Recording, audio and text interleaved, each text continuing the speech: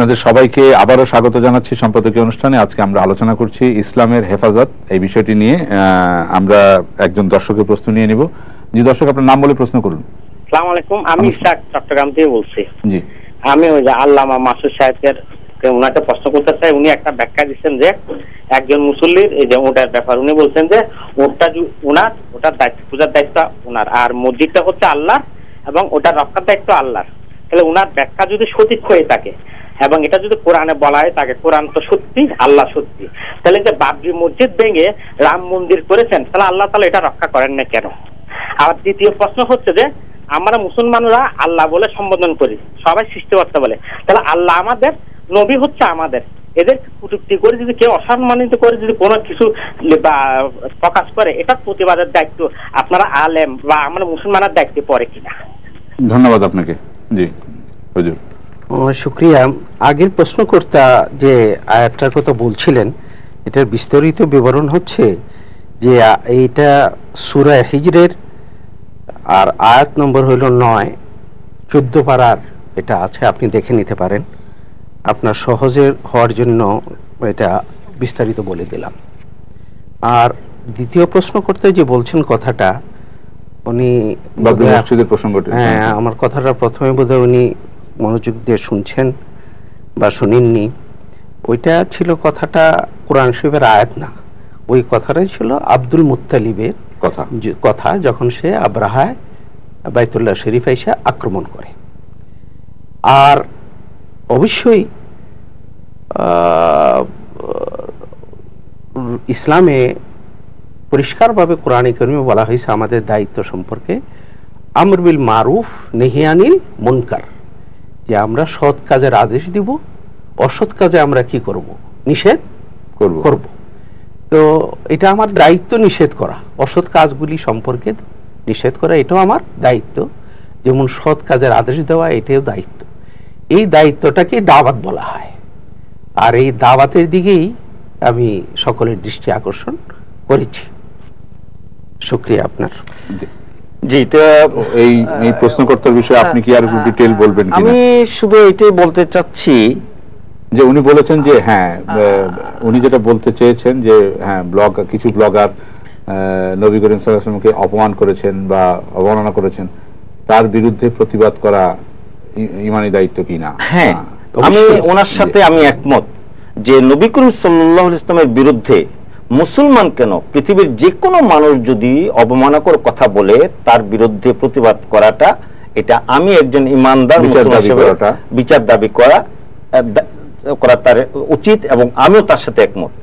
কিন্তু এখন আমাদের দেশের এই বিচার আমরা যারা চাচ্ছি, বিচার দিবে সরকারি প্রশাসনে, তার ব্যবস্থা করছে, কিন্তু তার অজুহাতে দেশকে অচল করে দেওয়া, আমার ছেলে মাদ্রাসায় পড়ে অবুঝ ছেলেকে এই হাঙ্গামার মধ্যে রাখা, যখন নাকি আপনারা মিছিল মিটিং এ করবেন তার জীবনের নিরাপত্তাটা দিতে হবে।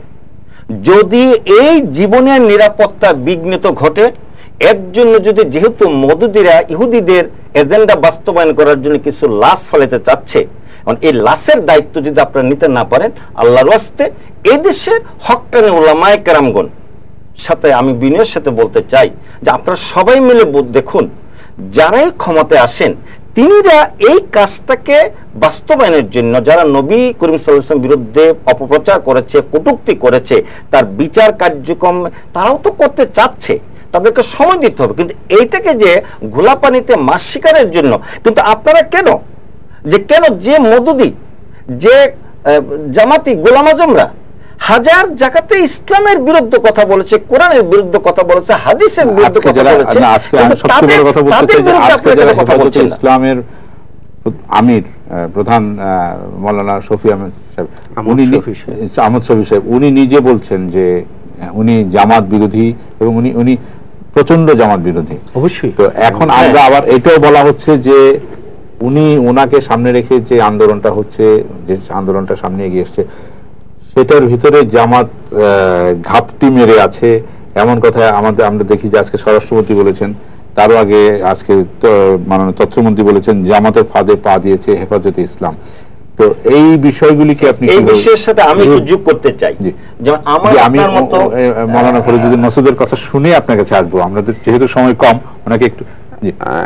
বিষয়টি হলো আমাদের সকলেরই তো এইটি কষ্ট এবং এটি আশঙ্কা যে জামায়াতে ইসলামী এবং শিবিরের লোকেরা অত্যন্ত সুকৌশলে চাতুর্যের সঙ্গে উলামায়ে কেরামের ভিতরে ঢুকে পড়েছে, এবং এখন আমাদের সবাই দায়িত্ব ছিল তাদেরকে চিহ্নিত করা।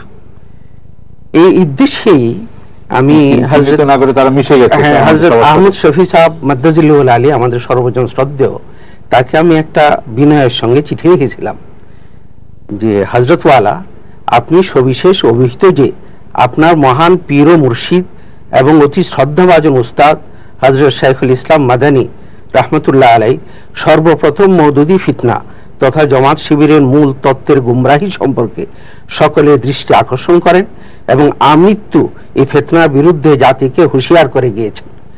আপনার অন্যতম প্রধান উস্তাদ হযরত ইজাজ আলী রহমতুল্লাহ আলাইহি এই ফিতনাকে কাদিয়ানি ফিতনা থেকেও বদতর বলে অভিমত ব্যক্ত করেছেন।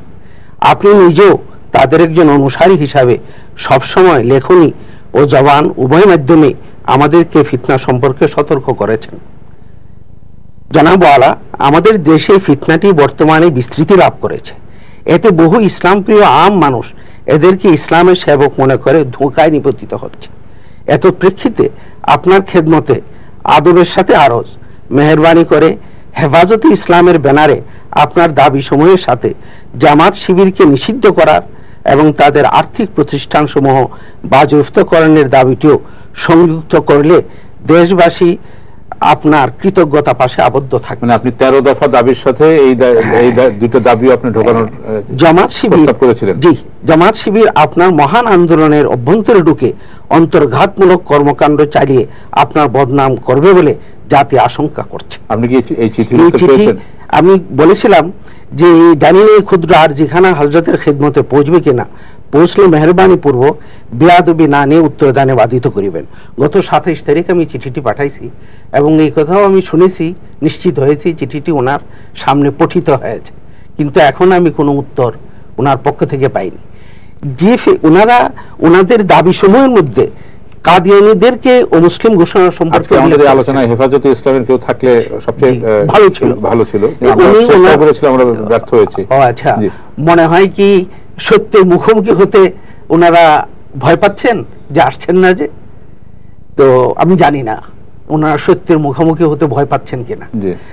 আমি শুধু ওনারা এই কথা বলছেন যে কাদিয়ানীদেরকে মুসলিম ঘোষণা করার দাবি আনছেন, ভালো কথা, কিন্তু ওনারা যে ওনাদের উস্তাদ যে কথা বলছেন যে মওদুদি জামাত কাদিয়ানি ফিতনা থেকেও ইজাজ আলী আহমদ শফি সাহেবের উস্তাদ, যে ফিতনাটা কাদিয়ানীদের চাইতেও মারাত্মক, সেটাকে উনি এর মধ্যে কেন আনা হইল না, এই জন্যই আমাদের মনে প্রশ্ন জাগে যে তাইলে কি দাল মে কুছ কালা হ্যায়, প্রশ্ন জাগে যে ভাসুরের নাম নিতে লজ্জা কেন। সুতরাং আমি আবার বিনয়ের সঙ্গে অনুরোধ করব তারা যেন এই দাবিটিকেও তাদের সামনে নিয়ে আসে। আমি শুধু বলতে চাচ্ছি যে এদেশের যে আমরা যারা বুদ্ধিজীবী সুশীল সমাজের, যেমন ধরুন ইনকা পত্রিকায় আজকে নিউজ উঠছে, আমার একজন মুখপাত্র নাকি বলেছেন আল্লামা শাহ আহমদ শফি একজন বড় নাস্তিক। আমি তাকে জিজ্ঞেস তুমি এই ধরনের কথা বলেছো, সে প্রশ্ন ওঠে না। তো এই ধরনের নিউজ দিয়ে যারা ছাপান তারা এই সরল মনা মুরব্বিয়ানদেরকে ধোঁকা দিচ্ছেন।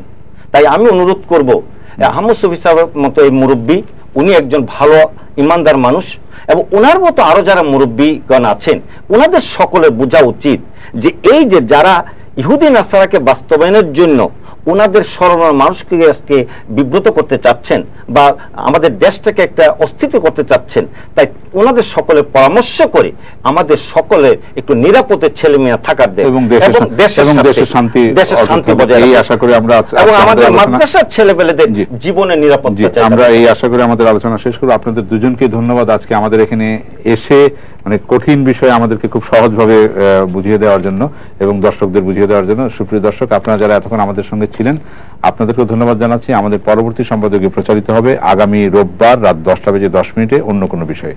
শুভরাত্রি সবাইকে।